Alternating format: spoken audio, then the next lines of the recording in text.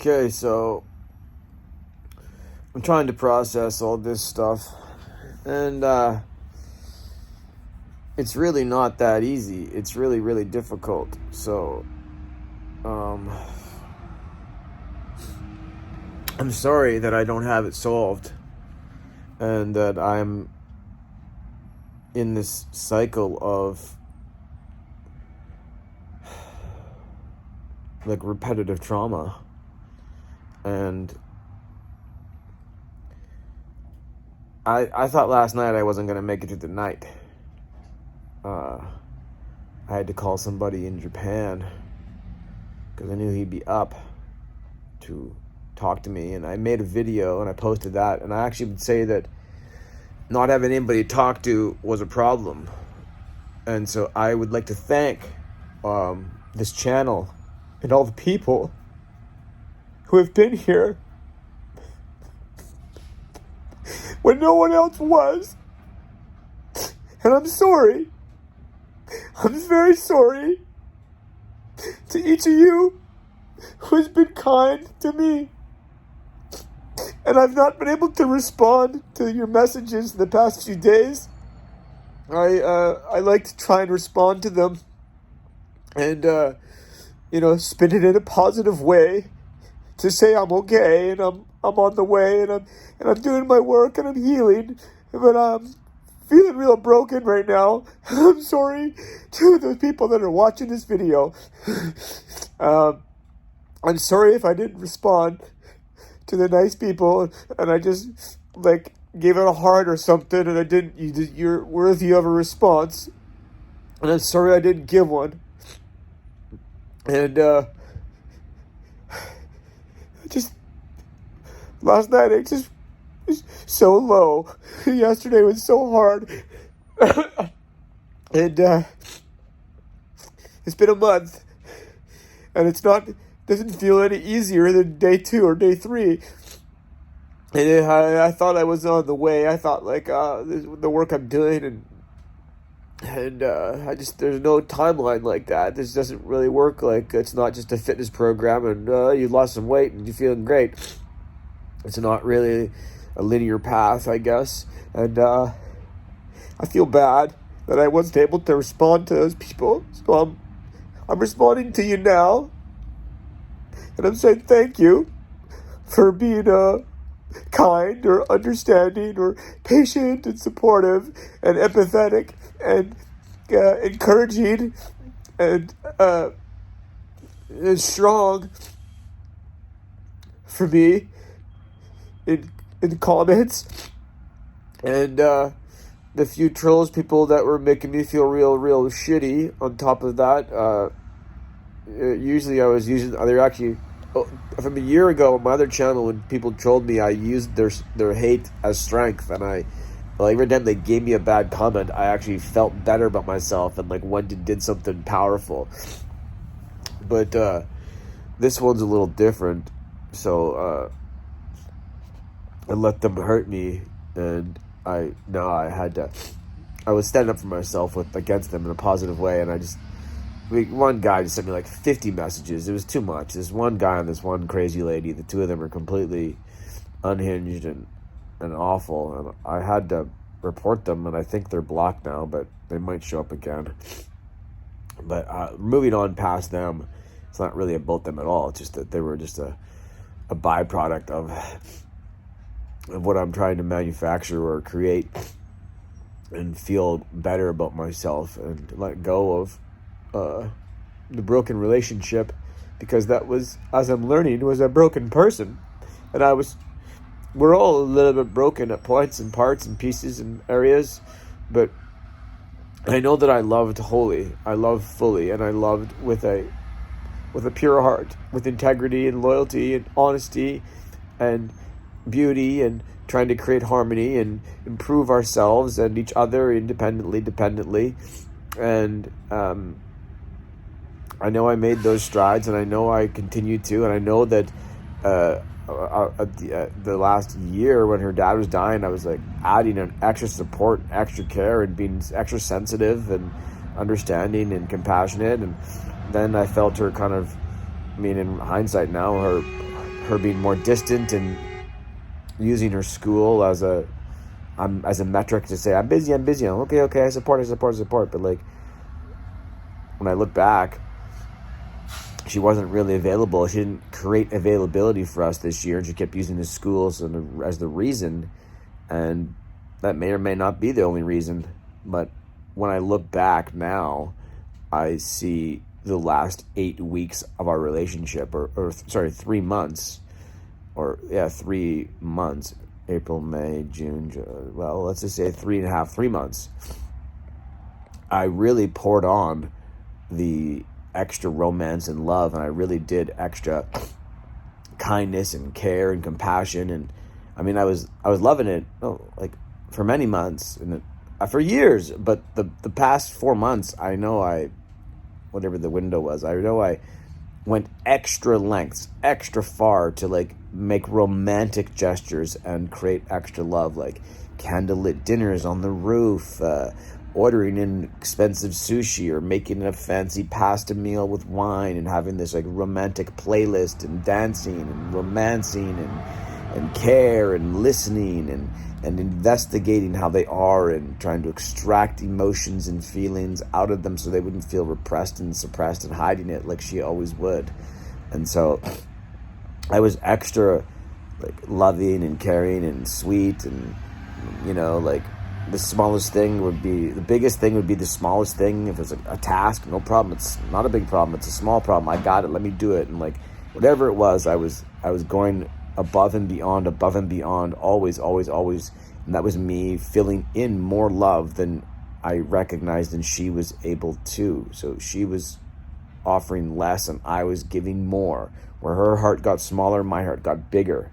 And I felt myself getting more in love with her, more and more in love each day, actually. And I kept saying that, like, oh my God, me.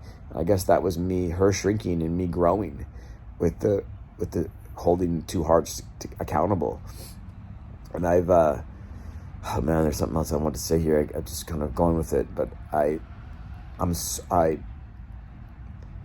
see now that, I just watched this guy on Instagram for probably an hour of 1 minute clips. How many 1 minute clips do you watch in an hour? Like a lot, I guess 60. But like, his name is, We've Told Me So. Oh man, I gotta get his name. I'll put it in the description. And this guy just like, his videos just nailed it nonstop. Like what happened in my relationship and how she was and how I was, and yeah, like she was perfect at times and I was imperfect at times, and the level of, finding it. But in the end, in the beginning is really what you gotta look at. And in the beginning, I was so in love and asked her out for 3 years of consistently going to where she was working and like being a customer, but trying to ask her out, and brought her books of poems and a short story book of collection of short stories I made, and Christmas cards, and all kinds of nice, gentle energies to encourage a relationship. And it took me 3 years before she finally agreed.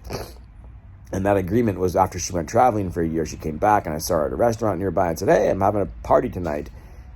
Come." And I realized, she doesn't, the way to get women is to not care about them. So I said, "Actually, don't come. I don't care if you do or not." And I walked out. I was just being dangerous because I was actually feeling really lonely at the time too. I was also had not had a date in like 3 years.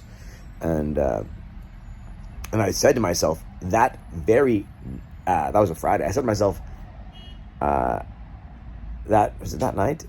I think it was that night. No, it was the week after. So that I was like feeling like kind of like a little bit rebellious about asking women out. Like nothing was working. So I just said like, "Come, please come." I was doing my usual nice and supportive and positive thing. And then I turned and realized I've been doing that. That trick's not working. So I said, "Then don't. In fact, don't come. I don't care if you do. Don't." I walked out. And then she knocked on the door and she came to the party. And I had like 100 people in this small apartment. It was a rager. It was awesome. And that same night, I tried to give her all my attention and the best I could with 100 guests here. And I was caring about it. And my friend said, bro, that guy's moving in on your girl. I was like, what the fuck? And some other guest took her out of here, and they went across the street where he lives, and they had a one-night stand. And I thought that was pretty brutal, because you don't know him at all. You at least known me for 3 years, on and off, like trying to romance you. It's pretty brutal that you run away for a one-night stand with a complete stranger. And then you called me.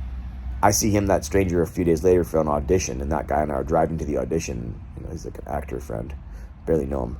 And he's like apologizing to me, like, I'm sorry about millennial women. They're just so weird. I'm a millennial. We're all just like screwed up in relationships. And I was just like, I fucking hate you, bro. Like, you took the girl I wanted so badly, and now you're trashing her. And okay. And then he literally lives across the street. And I saw them leave, and I was like, bye, guys, have a nice time. Are you sure you're safe going together right now? Like, I even said, like, are you sure you're leaving with this fucking stranger girl? Because you can stay here.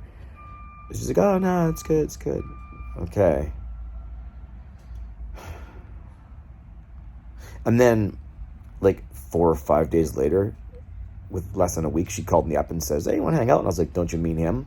No, I mean you. I was like, all right. But I remember before she called me, I was so mad. It was a Friday night, and I was here at my house, and I made a painting that's on the wall over here. Like, I'll go get it. And I said something like, I made a promise to myself, like, I will never have love. I made this painting here. It says, what's this one? And it says, loneliness, it's hard to read actually. My loneliness is my gift to the world, and I sold my heart for the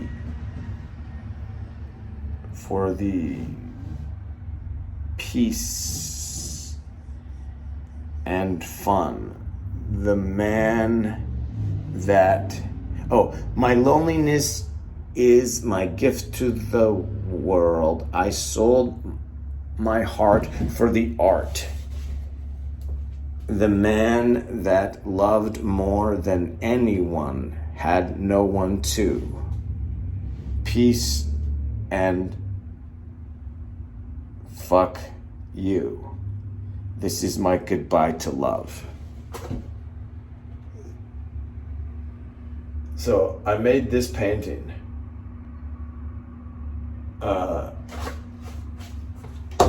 And that was the Friday night. And I was so, like, hearts break heart. This is a different collection. I was so broken and sad that I had not been able to, create this love with this woman that I thought was going to be a beautiful partner. Like, I loved her the second I saw her. I thought it was true love. I thought, like, I met this person 3 years ago, and I've been trying to get them to go with me. And then they finally come to my party, and then they leave with a fake friend, and they go fuck him, and they leave me behind. And then they call me up 3 weeks later or a week later and say, are we going to go out now? I was like, but before they called, I did that painting. The night before she called me, or the night of, I think it was the night of. It was the night of. Yeah. No, that was the Thursday. She came over she came over on the Friday. Yeah, I'm pretty sure it was the Friday. And so on the Thursday, I did that painting. I mean, there's probably a date on the back. I can check. But the point was, I know I did that painting. And I had said, like, fuck it, I'm done with it. And I told my friend, who I'm friends with again, thank God. I told him, like, if I don't have love by midnight on Friday, this is 24 hours, made that painting on Thursday, and if I don't have love by midnight on Friday, I'm going to be a fucking monk. I'm going to go live in a mountain. I'm going to join a monastery. I'm going to take a vow of celibacy, and I'm never doing love again. And he's like, don't, that's fucking crazy, bro. Don't do that. Just fucking join Bumble. I was like, Bumble, all that shit's garbage. I'm not doing it. So I fucking hung up the phone. I was mad. I said, I'm never going to do love because it's not for me. And then my deadline was Friday at midnight. And Friday at 8 or 9 o'clock, my partner shows up at my door. saying, "You want to hang out?" Like, she had called me, I think, 2 hours earlier, saying, "I'm free tonight. You want to hang out?" I was just like, there's no fucking way she's going to show up here. And then she did. And we had our first date. And I believe that was August 31st, 2018. And that was what we called our anniversary. And so, yeah, 6 years is coming up this August 31st, you know. And we counted the days together, and then we counted the months together when we were together. We did. We counted the times, and we counted them all. And we had a really wonderful first date. And as memorable as it could be. I could tell you all about it. I remember it like it was yesterday. And then the next night was Saturday night, and I made a painting for my friend that I told on Thursday, and I made him a birthday gift painting. And it was pretty good. It was pretty cool. And he thought I put drugs in the painting. It was like baking soda. I told him it was drugs. It wasn't. So then I told that story to someone else I made a painting for, and he took it to Florida. He was traveling with it, and I gave him a different painting. He knew the story about me doing that. And then he was like, taking it to customs. He's like, "Oh no, do you think Mark made this painting with drugs?" And I was like, "No, I did not put, I don't do drugs. I didn't put drugs in the painting." But he thought that I did. And that's the part that got him all messed up as he's traveling across the border like, oh no, what if he made this painting with narcotics in it? No, they're just fake. It's fake. It's just for a bit to be provocative, you know? So the point was, I swore off that I'll never have love, and then within a few hours from my deadline, it walked in my fucking door. And I thought that was meant, a sign from the universe, from God, from everything to say this is meant to be. And so I fell truly head over heels for all those years and felt it was so real. But the point of me beginning this conversation when I was lying here talking to my dog was that what I learned from this guy on Instagram, and I'll message him in the comments as to who he is. He's really good. I'll listen to him again because he helped me realize that how a relationship begins is also how it ends. And it began with me having such true love and hope and belief and wanting the true love and believing in it like a fantasy. Because I've always loved movies, and I've been a movie maker and writer and romantic poet my whole life. So I always believed in those things. And that's how it ended. Me being the romantic, true heart, loyal, the lover, the romantic poet, the person that says there's enough love here for the two of us. I have enough for the two of us. Let's just meet and talk, and I'll prove to you that I have the worth that will carry us through, and no matter what the dreams we need, the means, whatever it is, we can fulfill that. It's not about how much capital or how much connections or how much net worth or network or whatever the selling features are. It's all about what's inside here and how that is enough for us both. Just give me a chance. And then I made that claim to God and made that painting, and then she shows up after me asking her out, and previously she was at my week earlier, just having a one night stand with this random friend. And I forgave all that and let that still be like, oh, that was her mistake. She said it was a mistake, and now she's here wanting to be with me. So I knew that was like serendipitous kismet. So I just like fully embraced it and said, I have enough love for us. And I was in love. And a week, I made my friend's my painting on Saturday, and his birthday was a week later. A few days later, September 3rd. So we're talking the 31st, 1st, 2nd. It was like 4 days later. We had a party, for him. I guess it was like a Monday, because it was Friday, 31st. It was like a Monday or Tuesday. We had a fucking party for him. And we had another 100 people here. And so now I've been on like one date solo with her. And then now I'm having a huge party and getting her help. And my other friends help. This guy named Dylan, who's a beautiful man. And I don't see him anymore, sadly. The pandemic tore us apart.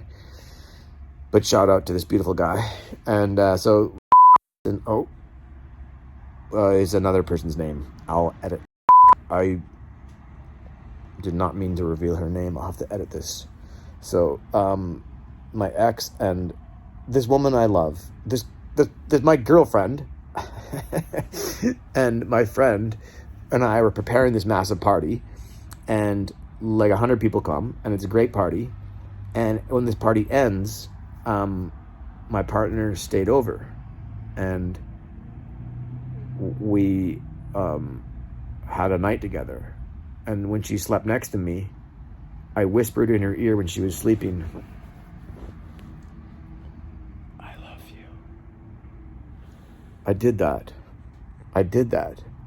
after knowing her for 3 years as a person at a store, and then only having one party where she went and had a one night stand with my friend, and then having one date with her, and now a second date at this party. And this party was like, that's where I called her darling. I remember sitting on my lap on the roof laughing, and I called her darling, and it just seemed like the perfect fit. And I said, I will always make time for you. I will stop time for you no matter what. And I made her that promise. My promise I never broke. I never broke that promise. And darling seemed like so old school, classy. I'd never called anybody else that in old relationships. It was like babe or whatever, sweetheart or some fucking thing that you did. Old relationships that didn't work and were mistakes. So here I am in this most loving feeling ever, and I'm so pleased to have met this person who's my match and my partner, and I'm so in love. And I tell her, as we're sleeping, I love you. And the next day, I dropped her off to class because she had to start school somewhere. And then we had this beautiful relationship for, nearly 6 full years. But the point of this big conversation was when I said that the guy I was watching on IG said, relationships begin how they end. And it began with me in total devoted love at first sight, and love for the rest of my life. And that's how it ended for me, with love at forever sight. And no matter what I can do, I'll make it right.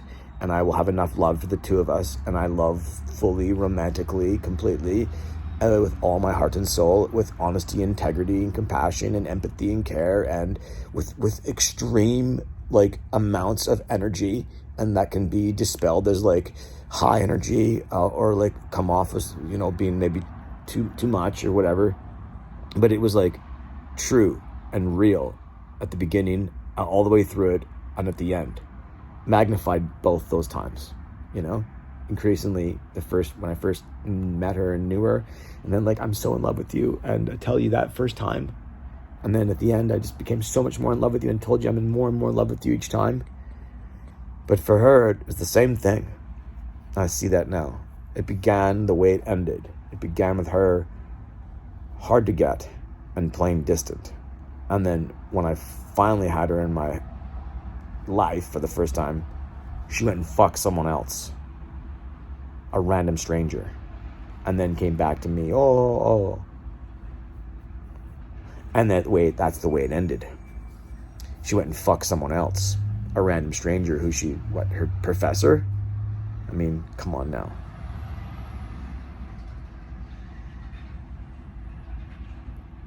It ended with her both times. It ended and began with her doing the same behavior. And it ended and began with me with the same behavior. It's fucked up. And I still can't break free of the love I have. I still have it. And I'm wrong. I'm wrong to try and give it to her, because she doesn't have integrity and loyalty and honesty and respect for anybody she's in a relationship with. It's cover. She seems to present so well and so happily and so positively, but she's insecure, and she needs attention. That's why she has this dramatic appearance in her looks and gets compliments about it all the time. She loves that attention, and I gave her a lot of attention, but she also got it from other people with less need and less relationship dynamics, so she can still get the attention without having to do any of the work for it, and any of the complications that come with someone loving you and wanting a moral commitment, when you're preferring less because you want to be a career person and you want to just leverage up Machiavellian way to get the most amount of money by using your professor, to use his platform, to use his eggplant emoji, just so you can get some career standing and go out of town and do seminars and get paid a couple $1,000s a talk on the weekend. Could have had that if you'd still been loyal. But you don't know how to be loyal, and you don't know how to have integrity, and you don't know how to be honest, because your childhood, your dad was not around, and you were told to suppress your emotions, and all those things play into it.